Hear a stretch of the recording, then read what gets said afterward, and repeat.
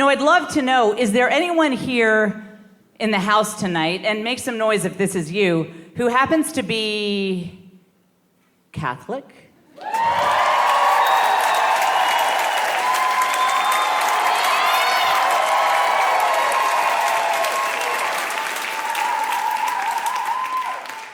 I'm Catholic.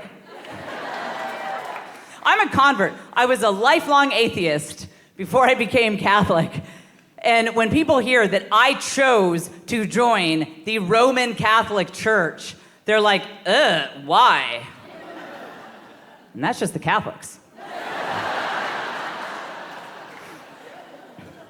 I used to have all of these stereotypes that Catholics curse and they drink and they're irresponsible with family planning. And now I am those stereotypes.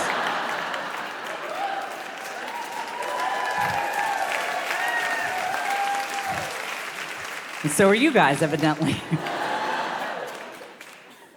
So my husband was also not raised Catholic, so we did not have this upbringing with all of these great, rich traditions, but we get in on it now. Like, for example, on Mardi Gras, the day before Lent begins, we always get a king cake. So this is a circular cake, and inside is a figurine of the baby Jesus. And my son asked us, what does this symbolize? And this was an opportunity for us to tell him, son, the circular shape of this cake symbolizes infinity.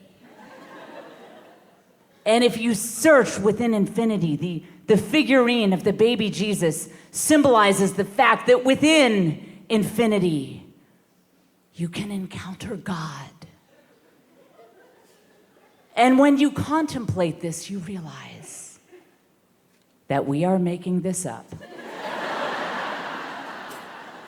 Every single word of it, because your mom was an atheist, your dad was a Baptist, and when it comes to Catholic traditions in this house, it's the blind leading the blind.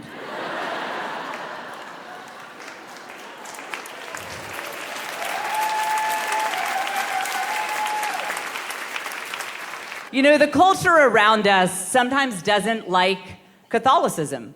You see this in pop culture. They say, man, the Catholic Church, I'm sick of it. Just wish it would go away. When they realize they need us? When their houses are haunted.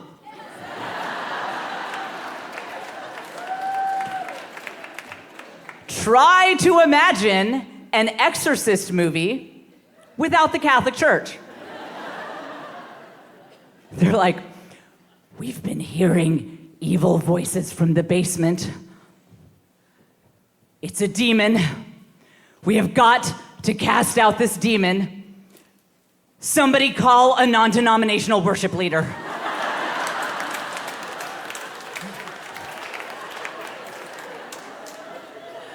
Only a Unitarian can save us now.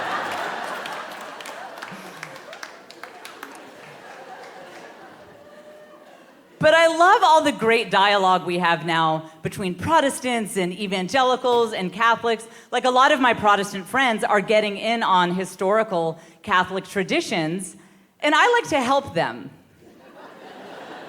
I like to share my experiences.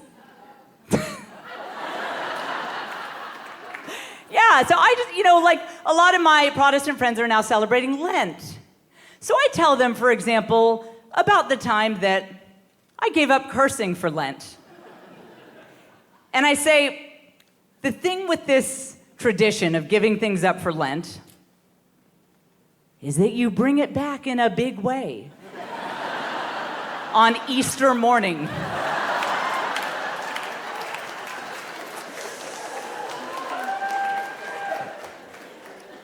And I love it. I love it that so many of my Protestant friends are getting in on these wonderful, rich liturgical traditions. I think it's so great. There is an area of Catholicism that you might want to leave to us Catholics. For example, relics. You guys familiar with this? So a relic is where we as Catholics like to take a piece of clothing or even a piece of a body of a holy man or woman who lived, and just keep it around so that we can feel close to them. There is even a church, this is true, there's a church in Italy, this beautiful historic church. And inside it is a very delicate, beautiful glass box, and there is a saint's head in it. And when you see it in context, it's actually a beautiful thing. The saint lived hundreds of years ago. The church is like 1,000 years old. And when you see it in the grand scheme of this ornate cathedral, you realize that it's a beautiful thing to be physically close to this person who had such an impact on the world. But Protestant friends, leave this one to us. Because it's going to be a little weird if you walk into your local mega church called Celebration Station.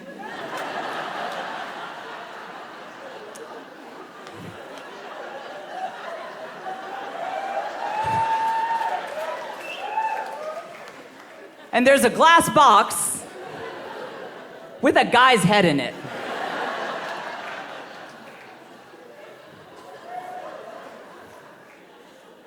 And they're like, that's Pastor Cody.